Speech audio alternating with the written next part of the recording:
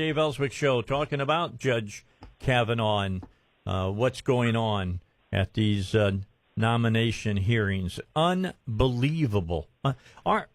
Alex, how old are you? I'm 29. No, you're 29 years old. Okay, so I'm 65.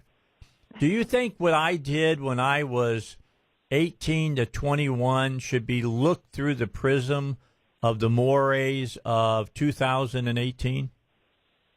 Well, look, I mean, certainly times have changed.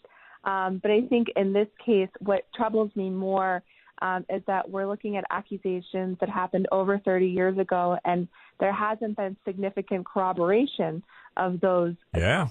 I mean, I think that, when we look at someone who is up for the highest court in the land, someone who, is going to have a lifetime tenure, we certainly want to appoint only the best people with sterling reputations and many, many years of judicial experience, which, of course, Judge Kavanaugh has.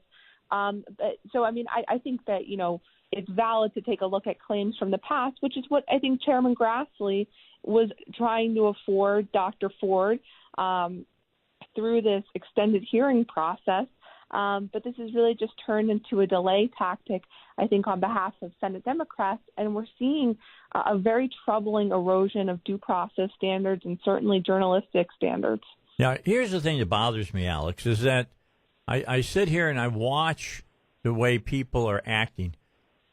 He drank a lot. He got drunk. The secondary person comes up and says, I have holes in my memory because I was drinking that night, okay? So she went to a mixer or something, and she got plowed as well as everybody else did, all right? That there's an old saying that if you can't remember the 60s, you were probably there because of all the partying that went on and in the 70s and things of that nature. And I don't think that's changed all that much even today. What's changed is this high road now that is given to anybody who makes some kind of decision on their own. Now they can say, well, they plied me with liquor. I mean, she admitted the second one that she went to the party.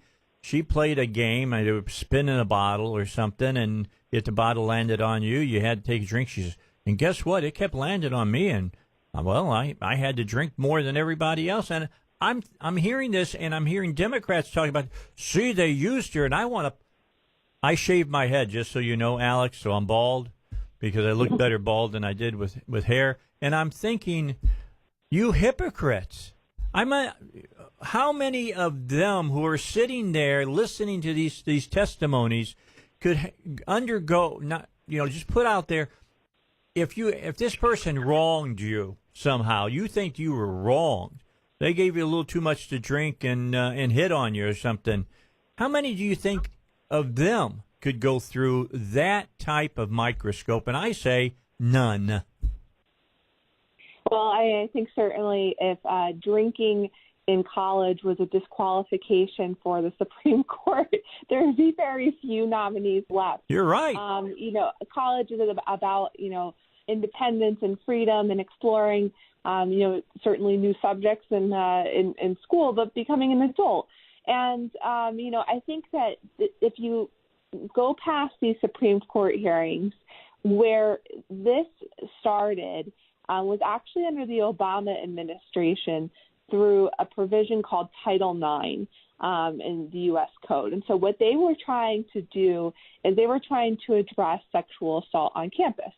On its face, a noble cause. Of course, we don't want to go back in history to when sexual assault victims were treated in a demeaning way by the legal system. That would be equally as wrong as what is happening now to Judge Kavanaugh.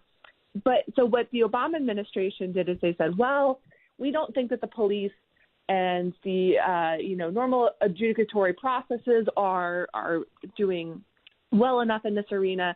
So we're going to set up our own system on college campuses for adjudicating these disputes. So when there's a claim of sexual violence, we're going to make sure that the person goes before a tribunal that maybe includes some professors, includes some counselors, some students, and that's how we're going to determine and solve these disputes. Well, I mean, there are a lot of problems with that, as you could see on its face. But I mean, I think chief among them that if there was a sexual, if there was a sexual predator on campus, he doesn't belong in a disciplinary hall. He belongs in jail. And that's something that these tribunals that were set up on campus by the Obama administration are just unable to do. And I think that what they've really sussed out over time is that these disputes in college are messy. They're messy because of alcohol. They're messy because memories and judgments are impaired at the time that they happen. And so, these incidents, as tough as they might be to talk about and to participate in, they belong in a court of law. They belong in a fair tribunal where both the accused and the accuser are accorded due process. It's the only way that we can get to as close to the truth of the matter as we can in these situations. And so I think that, the Obama administration's actions on campus are related to what's happening here, because essentially what Democrats are doing and what the media is doing in some circumstances is they're saying you need to accept at face value the words and the memories from 30 plus years ago of people who at times cannot corroborate their stories with other people or other sources. This needs to be accepted on its face. And if you don't accept it on its face, then you're against, survivors of sexual violence, which is just certainly not true. And so I think that this is where we are right now, and it's a really troubling place to be. Well, I thought we had learned our lesson with the Duke lacrosse team, and evidently we have not. I mean, the Duke, there's a lot of similarities in what's happening. Well, that woman would not have, made that up. Oh, yes, she did. I mean, it's just, and you remember how that played out in the public for months, absolutely months, and it destroyed some young men's careers. It's unbelievable what happened there, that people just can't remember that far back. It's not that long ago. I'll remind you that whole proceeding at least went through the legal channels, yes. And the DA who pursued those charges was later found to have committed prosecutorial misconduct, and he was disbarred. So this is, again, we're looking at a situation where the court system did what it was supposed to do. These are fact-finding tribunals. The accused has the right to due process. They have the right to not incriminate themselves. They have the right to be heard before a jury of their peers in these criminal matters. And when we start stripping away these rights out of, I think some misguided attempts to protect victims of sexual violence, that is certainly, I think, something with good intentions, but we could see the results of it. We have to do better when it comes to, helping the victims of sexual assault. But the way to do that is not to strip the accused of due process, a very precious right that we enjoy here uniquely in this country as opposed to other places in the world. Are you stunned? I'll ask you one more question before I got to take a break, and I'll come and bring you back for a couple extra questions, and that is, are you stunned that there are senators that are sitting on this judiciary committee that honestly believes that the FBI should get involved? Well, it doesn't surprise me. I mean, because, look, I think that for the Democrats, this is turning into a political inquiry and not a fact-finding inquiry. All I think right. Where Chairman Grassley is coming at this. And look, and certainly from my perspective, too, this isn't a partisan thing. I think where Chairman Grassley was coming from is okay, this has come up. Let's hear this out in a fair and open and honest way. And Democrats have been the ones that have been throwing the roadblocks up ever since they denied Republicans access to this material in the first place, that they held on to it for so long. So they are the ones that are throwing up the roadblocks. And so, I think that in terms of, whether or not the senators believe that the FBI should truly be the person or be the organization that conducts this investigation. And there are a host of good arguments about why that would not be appropriate in this case. This is, I think that for them, their motives are different. And so it's difficult to analyze why they would think that way from an objective standpoint. Well, bottom line, I believe the Democrats are doing everything they're doing for the politicizing it completely. And, I mean, the senator from Hawaii, I think it's Hirono, is that Hirono, yeah, Senator Hirono. Who wouldn't even say that Kavanaugh had the presumption of innocence, said that women just need to be believed. This has become just absolutely insane. I feel like I'm having a flashback on acid.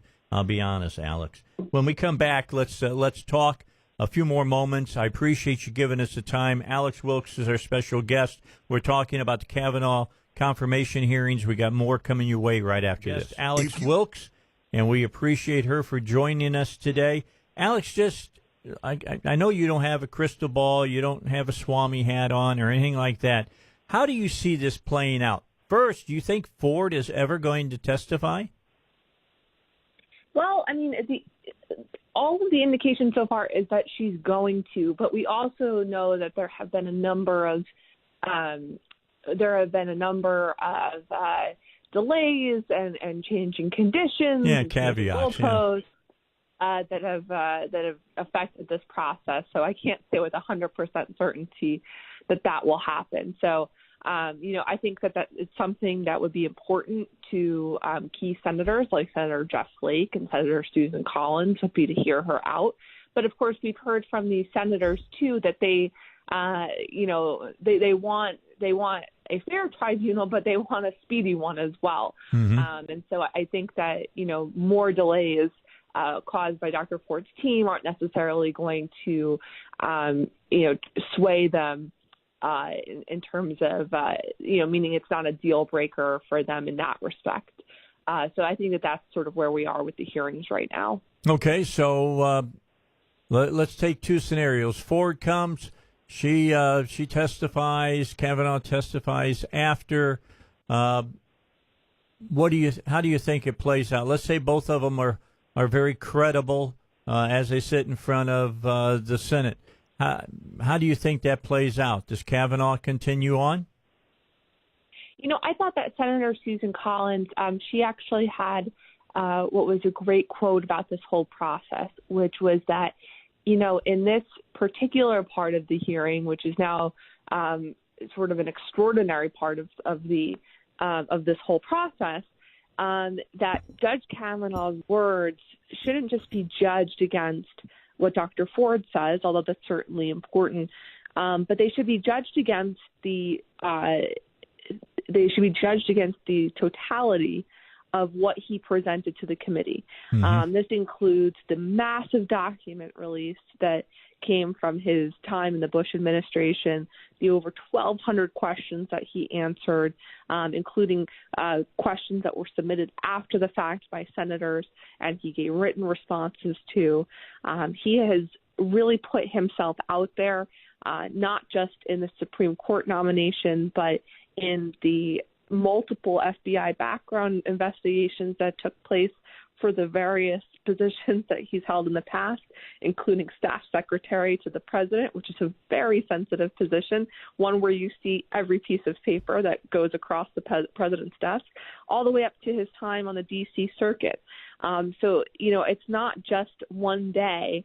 I think that will be on the minds of Republican senators who will be looking to vote this out of committee, and then for an up and down vote in the full Senate. I think that they're going to be looking at his statements and his candor as it relates to the entirety of his record, which I think is a fair judgment. Not to say that Dr. Ford's testimony isn't important, and that should be certainly judged on its face in terms of her credibility and what she has to say and any new evidence that she brings forward. But, the evidence or the statements from the people that Judge Kavanaugh was friends with at the time, who have denied that this happened, including his whole judicial record and his record as an employer, as a father, the coach, the mentor. These are all things that will be taken into account. All right, so I think that he gets the necessary votes, though they'll be close as far as the committee. Then it goes before the full Senate. Do you think the full Senate that will get maybe those 4 Democrat votes? I mean, Donnelly and Manchin and Heitkamp and those folks. Do you think that they vote for him as well, just because of political survival? I think that certainly before these allegations came forward, there was a strong chance that we were going to be able to get the 3 Democratic senators who voted for Justice Gorsuch. So that would be, we'd be looking at senators like Joe Manchin and Heidi Heitkamp.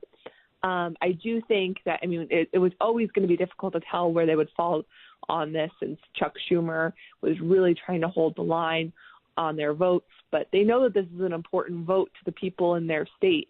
And I think it's important to remember that people who voted in 2016, almost a fifth of them cited the Supreme Court as the main issue why they were voting. And those people broke for President Trump heavily as compared to Hillary Clinton. So, in a place like Missouri and West Virginia, I think that those results are even more exaggerated, that many people are invested in the Supreme Court. And I think given, the Democrats' politicization of this process, that has also galvanized Republicans in the state, where, Republicans would warn out, or we worry about diminished enthusiasm in a midterm election. I think that, Republicans are sort of waking up and they're seeing what's going on. So it's not to say that people like Joe Manchin still don't have a lot on the line, and their constituents, are very much in favor of this nomination. It's to say that they could use this sort of as an easy out, an excuse, if you will. And so that's where I think that, maybe it means that we lose all 3. Maybe it means that we get, 2 or just one of them to cross, to cross the finish line. But whoever we can get, I think will be, a welcome addition. Alex, I appreciate your time. Thanks so much. For folks that want to check out your all's